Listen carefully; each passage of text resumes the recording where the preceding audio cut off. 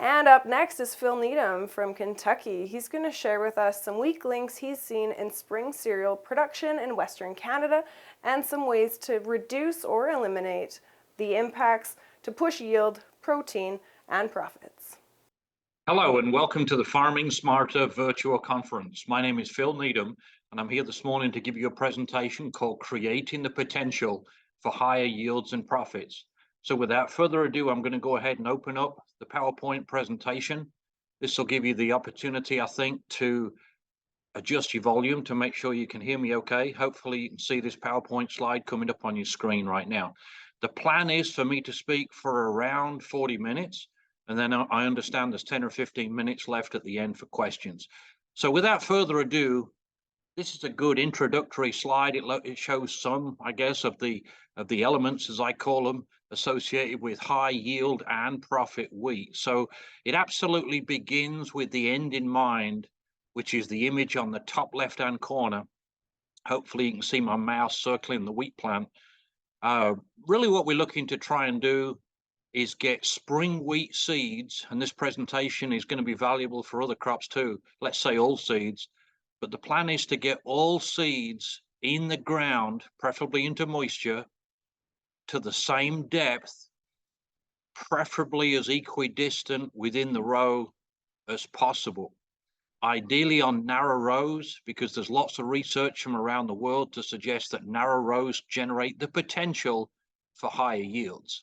So if we can get all the seeds in the ground to the same depth, they emerge at the same time, they tiller out consistently, they head out at the same time.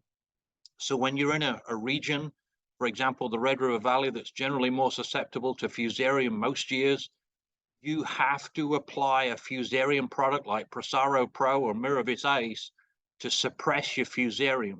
And you want all the heads to head out at the same stage. You want the crop to be consistent, so it all begins at seeding time, such as what we're showing in the left-hand top image. The top right-hand image explains really the same principles, but it continues on slightly further from a point of view of uniformity. I want the same amount of seeds, the same amount of plants measured within an ideal range across the drill, across the field, as evenly as possible, because a lot of people miss out on higher yields and profits by not getting their fields very uniform. And some of that goes back to seeding equipment, some of it goes back to residue spread. There's a number of different reasons. But ultimately, if you do top left and top right and do a good job with both of those and get adequate moisture, obviously, through the growing season, then hopefully it's going to allow you to capture that potential that you created at the very start at harvest time with regards to yields and grain quality. So a little about my background for those of you that haven't heard my presentations before.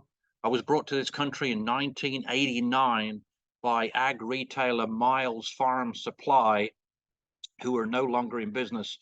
They got acquired by Agrium or Nutrien a few years ago. So Miles was basically in the wholesale and retail seed, fertilizer, and chemical business and equipment in the US, and represented a lot of the central and extended up into the northern plains for spring wheat country also more recently. But this is at a field day, so we did a tremendous amount of research. This is a research farm.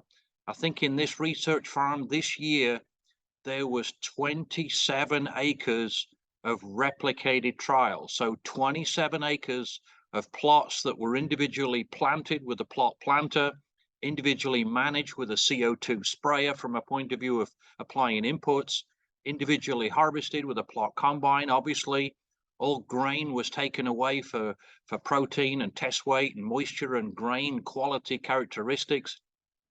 And this image was taken shortly before a field day where we'd bring a lot of growers through this event. And then at the end of the year, we'd summarize a lot of the results in books and present it to growers that we work with. So basically the group of individuals you see in the picture around the stripper header that you'll see here were agronomists that I managed in the 90s and early 2000s. And each one of these agronomists would generally handle somewhere in the region of 20 to 30 growers' crops. Okay, so we're representing these plots at a field day, like I've mentioned. And we studied many different elements. We would start out by looking at varieties. We would look at different fungicides. We would look at insecticides, different seed treatments, different growth regulators, different nitrogen rates, different nitrogen timings individually. And then we'd start stacking them to find out the cumulative benefits of multiple inputs. For example, what happens if you have variety A with 120 pounds of spring nitrogen compared to variety A with 150 pounds of spring nitrogen, compared to variety A with 150 pounds of nitrogen, a flag leaf fungicide, and then 150 pounds of nitrogen, for example, with a flag leaf fungicide and a fusarium fungicide also. Generally speaking, when you advance the nitrogen rates upwards, the disease pressure increases somewhat proportionately because you've got that denser microclimate. So the justification for a fungicide becomes much greater because the disease pressure is greater and you have to suppress that disease with fungicide. So what I'm trying to say is when you increase nitrogen rates, you get an increased yield potential that has to be protected with fungicide. So we often see a 1 + 1 = 3 event when we use higher nitrogen rates coupled to a single or multiple foliar fungicide event. We also brought the first 2 Shelbourne Reynolds stripper headers to this country, and Miles was actually a wholesale distributor for stripper headers. They brought the first 2 across. They were very successful. And the big benefit of a stripper head, especially when coupled to a disc seeder, is as long as you do a good job seeding your crop evenly and consistently, it leaves the residue standing as uniformly as you planted it. A lot of growers struggle with residue management, and it hurts their stands, and it hurts their uniformity, and it hurts their yields and profits. We'll mention that more in just a minute.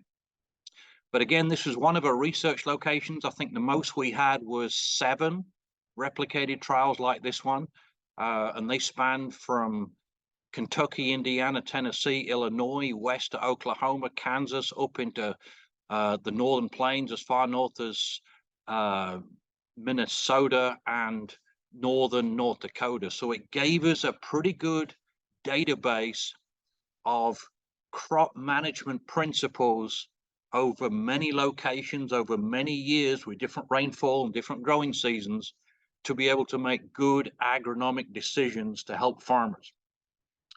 We then took these agronomic decisions to fields via the agronomists I showed you a minute ago, and we still stay in touch with a lot of these.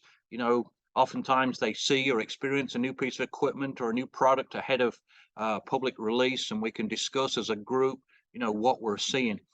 But we like to do what we call grower groups. This is an extension from research.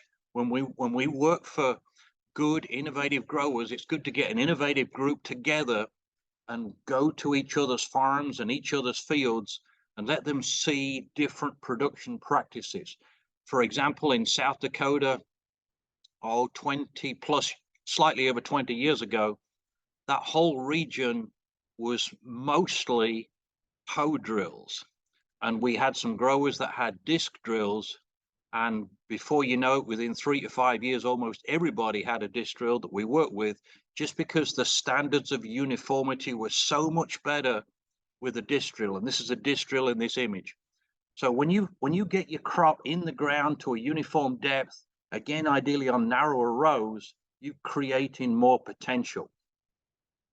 So we do a lot of stand counts. I consider myself an expert in stand counts only because I do a whole lot of stand counts every year and have done for many years.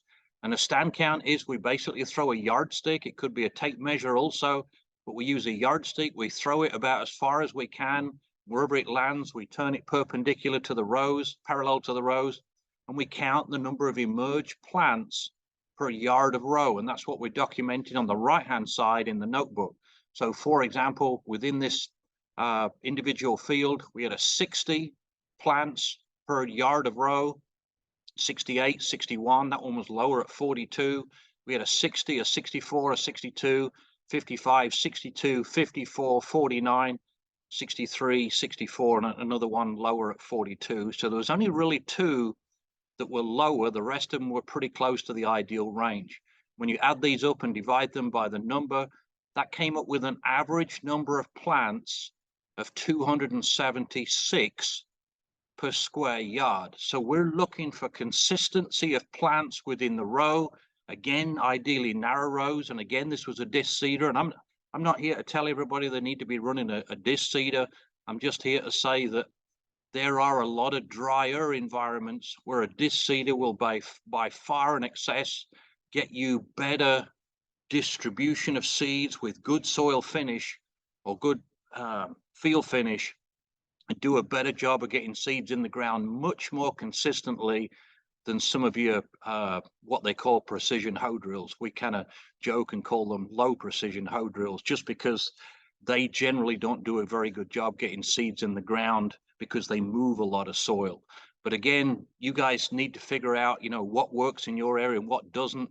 If you haven't tried a disc seeder, I'd encourage you to. They don't work everywhere. They don't like wet, muddy sloughs, but they definitely do better in lower rainfall regions when it's drier at seeding time. So our goal is to get all seeds in the ground to a consistent depth so the crop heads out uniformly. I thought I'd throw this in by means of an example. About 12 or 15 years ago, I got the opportunity to do some work in Yuma, Arizona, the Yuma Valley, and west into the Imperial Valley in California. Before I went, I asked them what kind of wheat yields they were able to produce in that region. And one of the dealers I still do work for said, oh, well, we get about 135 bushels per acre on average. But he said, some guys are getting 150, 160, but we think we can do better than that. And I'm thinking, boy, I need to go out there and learn myself. But the first thing I did with this group of growers that were doing a good job for the most part with narrow rows, disc drills, uniformity was good, timing was good, but I helped them a lot from a point of view of adjusting seed rates to get them closer to the ideal range at harvest time. And we'll talk about that better a little bit later on. We helped them a little bit with, better seed treatments.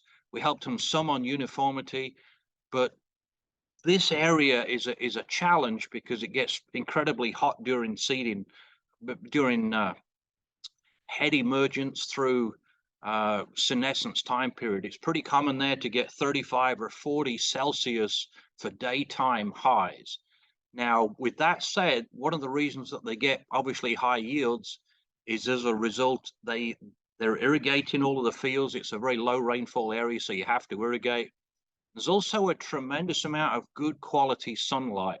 While this picture was taken earlier in the day and there's some haze in the background, I don't think I've ever been to the Imperial Valley or the Yuma Valley and seen a cloud. It's nearly always very, very good sunlight quality, low clouds, and that's really good from a point of view of generating good yield potential. We often see lower yields in the seasons that are cloudy, so keep some of these things in mind as we continue. And obviously, as yields go up, this is some work out of Europe, but it illustrates the principle I think is pretty common worldwide. Obviously, as yields go up, the percentage grain protein goes down. So a lot of people are always asking, well, what kind of protein can you get with 150 to 180 bushel wheat? I mean, if they don't get 14, 15% protein, they're penalized. So to be able to generate high yields with good protein, we're applying late season nitrogen, because nitrogen is obviously laid down last in the partitioning of the grain. So we're applying late season nitrogen. Look how green that canopy is when the heads are starting to appear. So we're applying late season nitrogen close to flag leaf emergence. And then if the tissue test concentrations appear low, we're using liquid urea at soft to hard dough to try and boost grain protein. So it's possible to get high protein with high yields. It's pretty common in Europe all the time, but it takes later season nitrogen applications, not all up front. We'll talk about that more in a few minutes. So a little bit more about row spacing. I'm a huge fan of narrower rows. I really discourage 10 or 12-inch rows. I know a lot of guys in the western provinces are using that. I think it's more of a method to get wide working width drills, so it reduces the amount of draft power because there isn't often tractors big enough to pull the 100-foot seeders, so they put less openers on it so they can pull it. So a lot of the wheat row spacing research that I've done, I don't think I've ever seen one where the wider rows out yield the narrower rows. It's always the narrow rows are slightly better to significantly better than the wider rows. So when you throw in a disc seeder, it allows you to get narrower rows in the field with good field finish without stepping.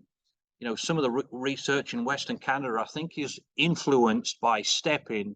Stepping is obviously when the rear rows throw soil on top of the front rows, which are already planted, and influences the seeding depth. Plus, a lot of these so-called precision hoe drills don't do a very good job with depth control compared to a disc drill, especially the single disc drills, where you've got a gauge wheel alongside the disc that positively regulates the disc. And as long as you've got adequate down pressure to push that gauge wheel snug against the soil surface, you've got all seeds in the ground to a consistent depth like you would a corn planter. So this is important. This is some work out of Montana spring wheat research, and what I thought I'd show is the bottom couple of lines in which they summarize within the abstract of this research that narrow row spacing is recommended for high spring wheat yields in the northern plains. And if you look at this highlighted area, it says this yield increase cannot be achieved by increasing seeding rates at wide row spacings. And here is some research over 2 years. This was a higher, within reason, rainfall year, and this was a very dry year. And if you look at the yields with the black dots here at the top, that was 6-inch row spacing compared to 12-inch row spacing. So we've seen a yield benefit here with 6 versus 12-inch rows in a higher, again, relative for that area, rainfall year, I'm sorry, compared to a drier, low rainfall area, again, within that region, where we've got 15 centimeter or 6-inch rows compared to 12-inch rows. So again, we are seeing greater yields with narrower rows. So I'm going to encourage you guys to keep these principles in mind as we look at increasing yield potential. What about head canopies at harvest time? This was an observation I made maybe 3 years ago, spring wheat, in which the wheat for the most part was standing reasonably well, and I took some head counts with a tape measure, as you can see, and in this example I had 585 heads per square yard. I then moved down the field a few hundred feet to an area that was lodging pretty bad, not super bad, but lean-in and tangled some, where we had an increased head population of 886 within this variety. So when you get, in many instances, greater than 700 or 800 heads per square yard, the yield is reduced. Plus you've got this huge mass of material to try and harvest through the combine and spread the residue out of the back. You know, this residue is tough, it's damp, it doesn't chop very well, it doesn't spread very well, and the following crops in a zero-till system suffer. So it's critically important you keep a wheat crop standing up, and to achieve that, you need to get the heads in the ideal range, which for a lot of spring wheat country is going to be 500 or 600 heads per square yard. If you got irrigated, you might push it a little bit more. But if you're in a low rainfall area, 886 is too much from a yield perspective, and you're going to get lodging in some of these denser canopies, especially taller varieties that don't stand very well. So it's always important to try and find varieties that stand well. I don't think I've ever had as many questions as I've had in the last 2 years with regards to fertilizer rates. Everybody's wanting to cut N rates, and I certainly don't encourage that in high productivity regions. Perhaps there's regions in the field that have more residual nitrogen or less productivity potential, then yes, maybe there's some opportunities to trim back on nitrogen rates. But when it comes to P rates, perhaps K, if you're using K, most of you aren't using K, your soils are naturally high in potassium. But this is just a simple example. This is a grower I've worked with for many years. He had an 80-acre field here, and it's not the most electronic fancy system. It's simply a ledger, as you can see. But he's got the cropping, the fertilizer applications, the soil test P, K, pH, residual nitrogen levels. He's got crop yields over approximately 30 years. So as an agronomist trying to make a fertility decision, there's not a better way than being presented with a background of data like this to make good, sound agronomic decisions with regards to nutrient requirements. And I think some farmers do a way better job with soil testing regions or fields or grids than others. You know, when I do grower meetings, it's pretty common for one guy to bring a folder of soil tests, and he split larger fields into different soil types or different management zones, and then others struggle to come up with a soil test for a given year. So there's a lot of variance in quality of soil sampling. I'm just telling you that if you want high wheat yields or crop yields generally, you can't have weaknesses of low fertility. So we look at productivity by soil type. The top right-hand image is a normalized yield map. So we've had yield maps since 1996. Some of my growers have had yield maps created almost every year. So if you've got lots of yield maps, ideally over time, you can normalize them. So normalize all of the crops in an image like this one, where you can start to find what regions in your field are naturally more productive, maybe because of soil type, which is what this is indicative of. And then there's lower regions, lower yielding regions of the same field. So if you've got fields, areas of the field that are making 1.5 or 2 times more yield than others, this is a natural shoe-in, if you wish, to do variable rate applications, especially with regards to P and maybe nitrogen. So anytime you can normalize yield maps and make productivity zones, I think that's a good way to go. I'm also a fan of tissue testing, comparing values to the ideal range that are pretty well established in the industry. I also use tissue tests by means of a benchmarking, comparing tissue test values across different fields, across different growers' fields within the similar region, and especially comparing less healthy, yellower, pinker regions within the field, especially early, compared to healthier areas of the field. For example, if you've got a quarter section field of wheat and most of it is good, green, healthy, dense, but there's pockets in the field that are yellower, it's great to sample those regions the same day, but separately send them off to a lab, get the results back promptly. And sometimes you find it's sulfur deficiency, sometimes it's a micro, sometimes it's nitrogen, influenced by perhaps soil organic matter or pH within them different regions, or the combination of organic matter and pH. So sometimes you can isolate weaknesses with a soil test that you may not have been able to pick up with soil tests or productivity maps from yield maps. Residue management, for those of you that have heard me speak before, continues to become or continues to be a big challenge. I find there's still a lot of growers out there buying the standard basic choppers at the back of the combine, which is a steel finned, vertical finned tailboard. And these are generally good for about 30 feet. You might be able to modify them and get them out to maybe 35 if you're lucky, but in most environments, 30 to 35 feet is about as wide as the steel tailboard spread most of the time. If you're going to put a 40 or a 45 foot head on the front of a combine with a steel tailboard like this one, you're going to end up with residue streaks, which is really going to give your following crops challenges getting them in the ground, established out of the ground uniformly.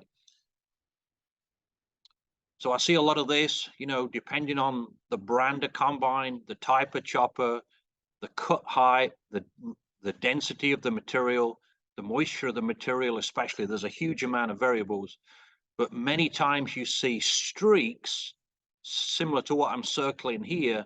But then in addition to the streaks, you've got clumps, which is a bigger problem, I think, than the streaks, in which when you've got these heavy, dense clumps, especially in regions of the field where you have to drop the head down to pick up lodge wheat, which is tougher and greener and denser, more thicker than it should be, you've got massive problems with following crops trying to run through this massive residue, even with these so-called precision hoe drills. So we can't tolerate poor residue spread. We've got to chop the residue better than this image is showing. We've got to spread it across the working width of the header, and we've got to eliminate these clumps. Harrows, a lot of guys are still harrowing, probably most guys out there in Western Canada. I struggle with the use of harrows because harrows really struggle to spread residue, especially the clumps. So I'm not a big fan of harrows. Harrows, in some examples, actually hurt yields more than they help, especially if you're running at an angle to the direction of the seeder pass. The harrows oftentimes do two things that are bad. Number one, they knock the residue down in relative direction to the seeder pass. And second thing, they often detach the residue from the soil surface. And the net result of those two problems is, with a lot of these precision hoe drills, the material accumulates on the opener points and then dumps off, and accumulates and dumps off. So what you tend to see are these clumps created after the harrows. And I see a lot of examples like this where people are harrowing once or twice, and they're making these piles out in the fields with these, again, what they call precision air hoe drills. I mean, if you can't get through residue after a harrow, you've got to ask the question, have you got the right brand or type of seeder? Have you got the right brand or type of residue management system on the combine? Because that was harrowed and it was still raking up with that brand of seeder. So something's wrong. That's not going to work, okay? And many times I see fields that are harrowed. You know, the harrows really aren't spreading residue, even in dry conditions. You know, I see many fields that had poor residue spread at harvest time. They were harrowed, and we've still got these differences in emergence, differences in stand counts. And the challenge goes back to the simple principles. When you've got massive amounts of residue like this on the soil surface, the soil is cooler, so the crop grows off slower. You got less tillers, so you got less plants to start with because of the residue volumes. Then you got less growth and less tillers. So this, when you do head counts close to harvest time, you've got significantly less heads in these high residue bands compared to areas with little to no residue. So it really is a big problem that needs to be addressed. Some of these hoe drills create a lot of tillage, especially the twin knife design. You know, I know you're trying to separate fertilizer. There's other options like that you might consider, like a mid-row band. If you go with a narrow point and a mid-row band, you don't move nearly as much soil. You know, depending on the soil type and the opener design, a lot of these precision hoe drills, soil is sticking to the opener point, which makes it wider, especially with a twin knife system. By the time they go through the field, it's almost like you've been through it with a chisel plow. So this is considered direct seeding because all they did was harrow ahead of the seeder. But by the time the seeder goes through the field, I mean, this is full tillage. This is not good for a low rainfall environment when you're trying to preserve moisture. And a lot of the twin shank designs, not always, but in drier soils, obviously it's rained since the seeding pass, but in some of these drier, higher clay content soils, especially when they're running a little bit deeper to get seeds into moisture, you know, they're ripping out chunks, and that negatively influences the standards of emergence, especially if you've got any kind of grain cart tracks, combine tracks, seeder tracks from previous years, or sprayer tracks. You know, the precision hoe drills don't work very well in those environments, especially when seeding deeper. They're ripping out chunks. And the sideband openers, especially those with two shanks, the first one's going through the soil, ripping a trench, and then the second knife right behind it tends to explode the seed trench out. So you'd end up not getting very good separation between seed and fertilizer, and then you run into additional challenges of poor field finish, and that's fertilizer injury because of poor separation. So there's lots of different options out there. Personally, I prefer a mid-row band. You can run a narrow point, minimal soil disturbance, minimum soil accumulation on the point, so it doesn't bulldoze a lot of soil when you're in slightly moister conditions within the soil types that stick anyway, but you're safely positioning fertilizers such as N and perhaps some P in the mid-row bands without a lot of soil disturbance. So keep some of these things in mind. Again, I'm not here to tell you what brand of seeder to buy, but you can certainly look at different options within the different brands. And spend the money on better residue management systems rather than harrows. It's pretty common for me to see guys spending 150 or 200 grand on a harrow plus the fuel, plus the time, plus the tractor, but they're not spending any money on advanced tailboard options. So John Deere has the advanced PowerCast tailboard, two big spinners with an oscillating central divider in the middle. This is not PowerCast. This is the European, originally made by Record, twin spreader system with the central divider that oscillates, does a much better job spreading residue, both chaff and residue, evenly across 35 to 40 feet in many conditions. So this would be an option if you do have a 40-foot head. It'd be a good tailboard spreader combination to put on the back of a combine. Claas has some good choppers. They have a relatively good understanding of residue management, been from Europe. New Holland would be in that same category. They have a good understanding, again, based or manufacture, I think, a lot of the CRs and newer machines in Europe. Deere has the better options, such as this, but a lot of people aren't buying them. They're buying the heated, the better cabs with the leather seats and the refrigerators, but they're not spending the 10 grand required to buy the advanced PowerCast tailboard. So spend your money on the better choppers, park the harrows, or don't buy the harrows, or sell the harrows to buy the choppers is my suggestion. Again, there's very few environments where I see the harrows help. If you're even in doubt about that, start harrowing a half field on a diagonal and take it to yield and see if you can see any yield differences. Then do stand counts. Many times we see better emergence where the residue's left standing compared to where it's knocked over, but you've got to spread the residue evenly. I hear a lot about risk management. Growers are not wanting to spend money on nitrogen, and I understand that. I think you've got to be very mindful that in higher productivity years, when you get better rainfall, you need to bridge the gap with what we call post-applied nitrogen application strategies. And here's a simple example. So around the jointing stage, we're out there looking at the crop, looking at soil moisture, taking plant counts and tiller counts, looking at the primordial grain head, looking at all of the components that we possibly can to get as good of an indication of yield potential as we can. And then based upon that yield potential and based on soil moisture, we can go in there and dribble some post-applied nitrogen into the canopy at jointing stage or second joint or somewhere in that region from first to second joint.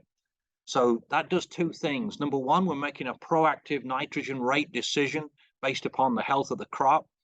We're not putting 100 or 120 pound of actual N down at seeding time. Hopefully it's going to rain and you can utilize that. But I know some of you for the past 2 years have not had a lot of rainfall. So it's kind of a waste to put 100 or 120 pounds of nitrogen down when you've got low yields and the crop doesn't need it. So a good proactive decision is to put a conservative rate of nitrogen down at seeding time, maybe 50 or 60 pounds of actual N, depending on the residual within the field and the soil organic matter, and then come back over the top with some post-applied N once you have a better handle on soil moisture and crop yield potential. So there's different ways of delivering nitrogen. We prefer the stream bars where you're delivering liquid N vertically down towards the soil. So these are vertical streams. There's also streamer nozzles, which we don't encourage. This was a grower that ran at an angle to the seeder pass. You can see the seeder pass on the bottom right-hand corner. So this grower was running at an angle with 3-hole nozzles, and we've seen that 3-hole nozzles don't deliver nitrogen very evenly, and they also result in a lot more scorch because they're delivering the nitrogen under pressure to create that triangular pattern. So they're very height dependent, they burn more, and they're not very consistent in their delivery of nitrogen. This is some work we did back in 16, where we looked at stream bars delivering post-applied nitrogen at the rate of 66.5 pound of actual N at jointing stage, ZX 31. So we have an average yield in replicated trials of 125 bushels per acre with a stream bar, compared to the John Deere 6-hole nozzle. The part number is right here. It dropped the yield around 6 bushels to 119. Then there's the SJ7, the T-Jet 7-hole nozzle. It dropped to even more, to 117.5. But what's important is this bar on the right-hand side, which is basically the same as the first bar on the left-hand side, but with agrotane added to reduce volatility. So the full rate of agrotane or generic equivalent will often reduce or eliminate volatility. It's pretty well researched for 20 to 30 days at the full rate. So obviously you have to have a rain to mobilize post-applied nitrogen into the root zone for the crop to pick it up. If there's no chance of rain in sight, you need to consider adding a product like agrotane to minimize or eliminate the volatility losses within that time frame that I've mentioned. So we do encourage growers to look at their crops, and based upon the health of the crop, you can make proactive nitrogen rate decisions. This is an N rate scale. It's a graduated scale with 6 different colored tiles, and we basically lay the most recently fully unfolded leaf across these tiles. Based upon the color of the leaf relative to the color of the tiles, it gives you nitrogen rate suggestions. There's other ways of looking at it. A more research orientated method is a handheld green seeker, which is what we're using here. You can depress the trigger, walk 50 feet, 100 feet, and then let the trigger go. It will give you an average NDVI, which is plant color and density, a value that you can plug into a formula that will give you a nitrogen rate recommendation. These can also be used on sprayers. You know, we like sprayers because you've already got the wheel tracks in the field for your herbicides, or will have for your later fungicides. So a sprayer is a good applicator to actually apply liquid nitrogen with evenly, accurately, and with swath control.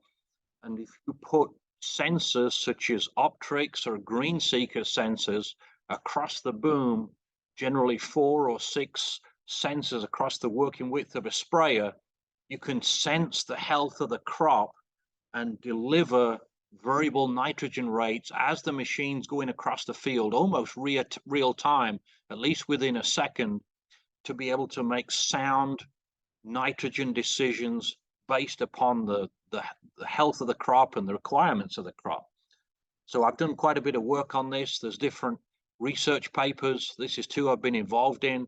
But I would encourage you to read up on some of this technology, in which you basically need to learn and understand the nitrogen requirements of a crop for yield and protein relative to plant health and color, especially color, earlier on at Feeks 6 to 7, which is ZX 31 to 32. Hopefully you got some value out of this presentation. For more information, I do have a color spring wheat guide that's available. It's got 200 pages, lots of research, lots of color photos, lots of research, lots of experience. A lot of work went into that book. It's available from a website at needhamag.com. So I appreciate you watching. If you get a chance, watch this video. It's on YouTube. It's called 100 Bushels and Beyond. It basically shows a grower I've worked with for a few years, harvesting 100 bushel wheat or more in Saskatchewan, verified by a couple of different independent agronomists. So I really appreciate the opportunity to speak to everybody here today. I'm going to turn it back over to you guys for, I think, 10 or 15 minutes of questions. So thanks for watching, and good luck with wheat management. Thanks again. All right, thanks so much for the presentation, Phil. It was great to have that pre-recorded. So thank you very much for your time and for joining us live here to now answer everybody's burning questions about wheat yields and fertilizer use and all these great things. So I will open it to the floor. So if you have a question, feel free to show your face. Please don't be shy. We love to see you, and it's definitely more engaging for the speaker. If you are really shy and don't want to do that, feel free to raise your hand and ask your question verbally. And last but not least, if you really don't want to do either of those, you can type it into the chat, and I'm happy to ask the question on your behalf. We'll start with George. Awesome. Thanks, George. Thanks, Jamie. Thanks, Phil. I've followed your work for a number of years and use a lot of your principles, and I appreciate them. But the biggest issue that I find with my growers is residue management with narrow rows. I realize you touched on a little bit with making sure you spread the chaff and the straw as wide as the header of the combine. But again, I work on most of my growers have irrigation, so we have a lot of trash to work with, and not necessarily the trash management with seeding wheat, but sometimes the crop after wheat. Do you have any ideas or things we can look at about possibly mitigate that problem? Sure. Yeah. Good morning, everybody. Good morning, George. Yeah. Thanks for the question. Yeah, that's an important one, a really, really important one. And I can't overemphasize the importance of spreading residue. So I'm going to say the most important components for that very important topic. Number one, don't get the wheat too thick. If you're much north of 600 heads per square yard, the yield is not increased. The volume of material to run through the combine, separate, spit out the back, spread, cover the ground, interfere with following crops increases proportionately. So number one, I'm going to say don't get the wheat too thick. Watch your head counts, watch your nitrogen rates, take head counts. You know, it's pretty common for growers to say, oh, my fields are really thick or they're really thin. And I'll say to them, what are the numbers? But they've not quantified it to accurately report what the numbers are. But again, number one, don't get it too thick. Number two, cut the residue as high as practical while getting all of the heads. So if you can cut it 14, 16, 18 inches tall, the taller the better. Yes, cut it as high as possible. Residue is easier to manage for most seeding equipment, regardless of row spacing, if it's left tall and standing, simply because you're not giving the combine the opportunity to screw up the residue management by running it through the combine. So it remains on the soil surface as uniformly as you seeded it, which is, I guess, the starting point. Lastly, and I kind of mentioned it in the video, a lot of growers are spending all kinds of money on harrows and fancy cab options, leather seats, etc., but they're not spending the money on better choppers. And I think I said in the video that the advanced power cast option for John Deere is $10,000 more, and it's actually $10,000 more than power cast. And power cast is more than a tailboard. But again, prioritize your expenses. I think you're way, way, way better off spending money on residue management options than perhaps other things such as harrows, such as perhaps some other things. So I'm going to say those in hierarchy order, George, 1, 2, and 3 would be where I'd start. Thanks, Phil. All right, who has the next question? Raise your hand or turn your video on, type it in the chat. All right, while we wait for you guys to come up with your questions. Oh, okay, yeah, go ahead, Ken. You can go, Ken. Hi, Phil. Thanks for the presentation. Definitely appreciate most of what you said there. I'm wondering particularly on the stripper header disc seeder combination. Like, we have seen that around for quite a number of years, but I'm still quite shocked at how low the adoption has been. And I'm wondering what do you think the barriers are along that front?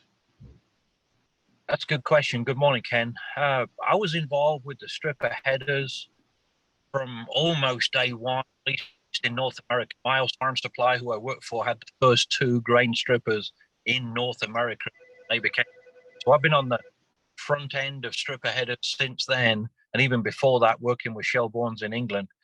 The biggest challenge that I think stripper headers have is you can really only use them in cereals. Now you can use them in flax too, but you can't use them in dryable beans or soybeans or lentils or canola because of losses and height differentials between soil surface and top of plant. So the biggest reason is, number one, they're limited primarily to cereals and flax, maybe peas. Number two is the expense of the machine. But I've got growers that have used them for 30 plus years, and you know, the stands that they receive with a disc seeder in the tall residue, especially in a dry year, are just so much more uniform, because again, you're not giving the combine the opportunity to screw up the residue management simply because you're leaving most of the material A, firmly attached to the ground, and B, as uniformly distributed as you planted it. So you're doing a better job seeding into it, so the following crop is more even. But I guess those are my two limitations, I think: cost and limitation on crops through the stripper header itself.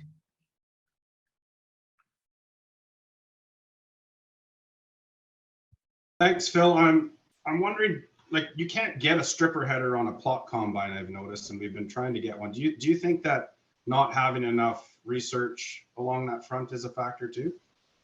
It could be, and that's a good comment.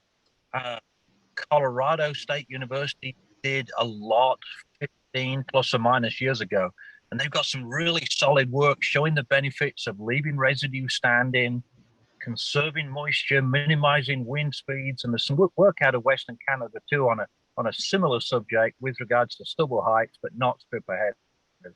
But Colorado's done a lot. If you Google Shelburne Reynolds stripper header or stripper header Colorado, I bet that work would pull up, and that there is some pretty solid work on stripper headers from that region, and a lot of stripper headers in western Kansas and eastern Colorado. You get away from that area, it diminishes quite quickly. But in a drier area where rainfall is limiting yields, the stripper headers have some significant benefits in those regions. Okay. Thank you.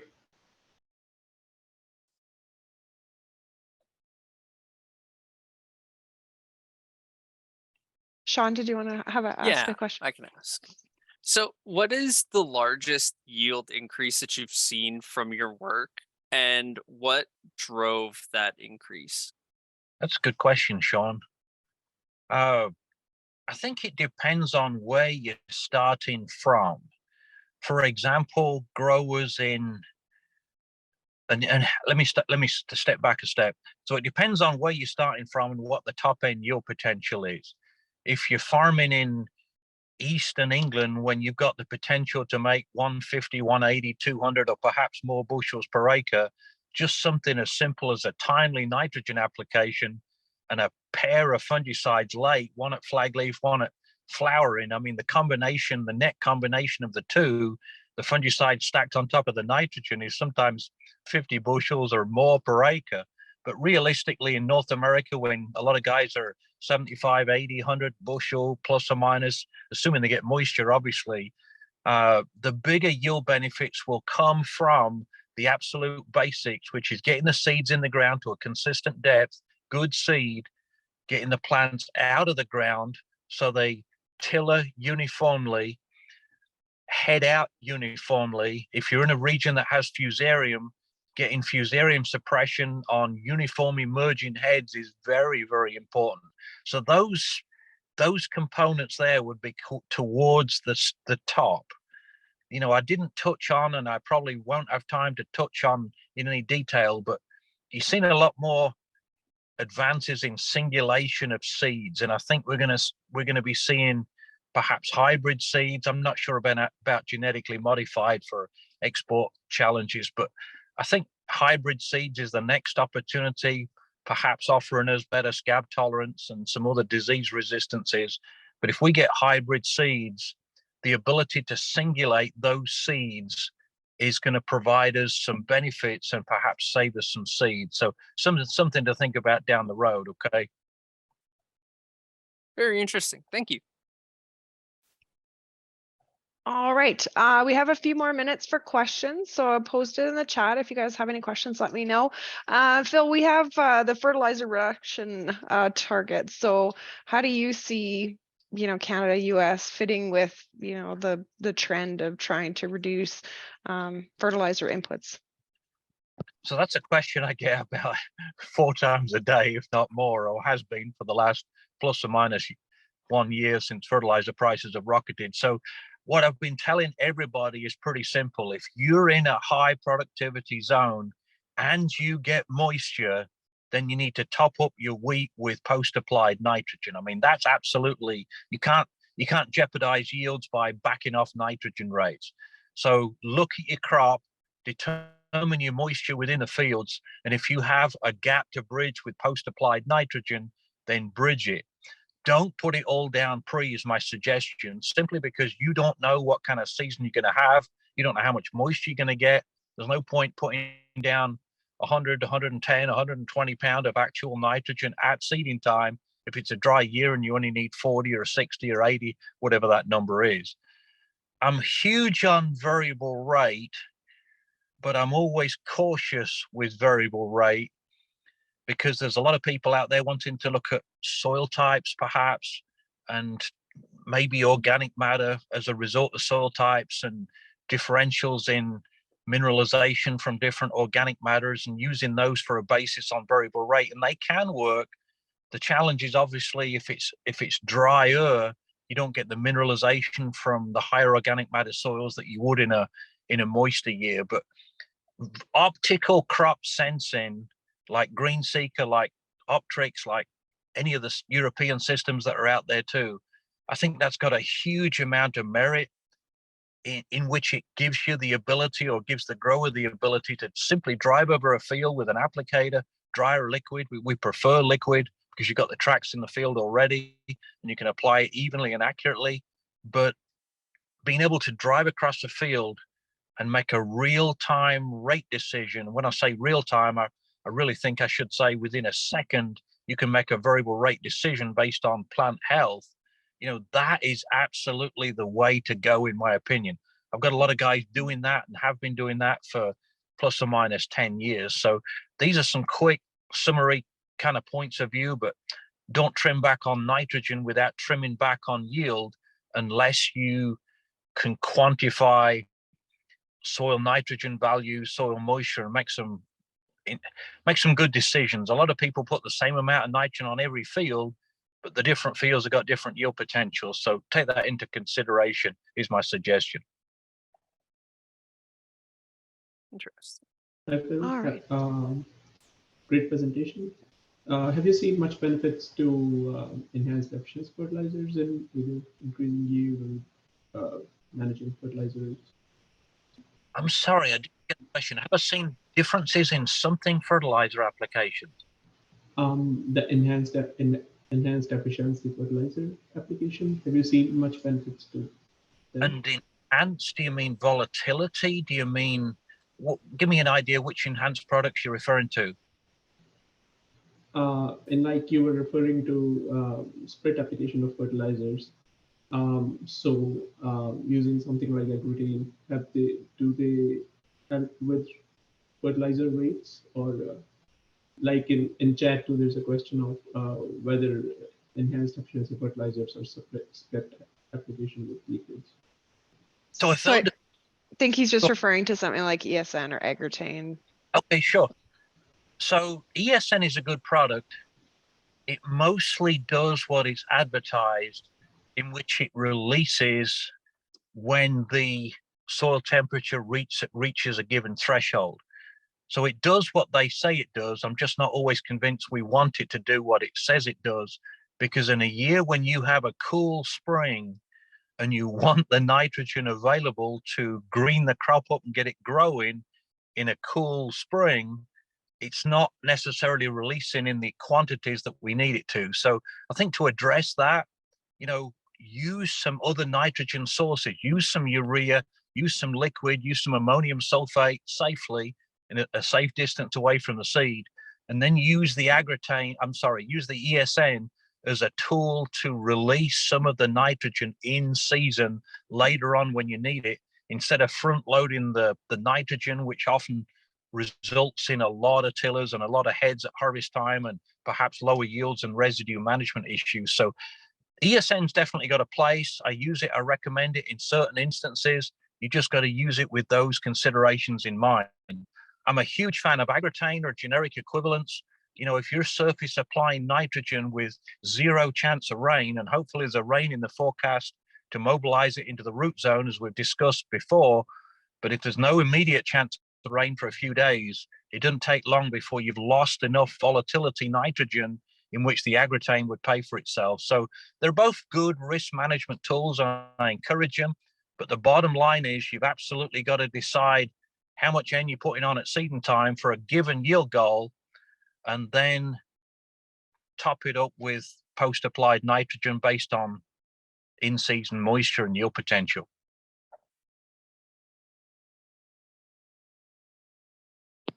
Thank you. All right, so we will wrap it up. Our next presentation will be starting again right away. So thank you, Phil, very much for your presentation, for your time, joining us for the Q&A session. We really appreciate it.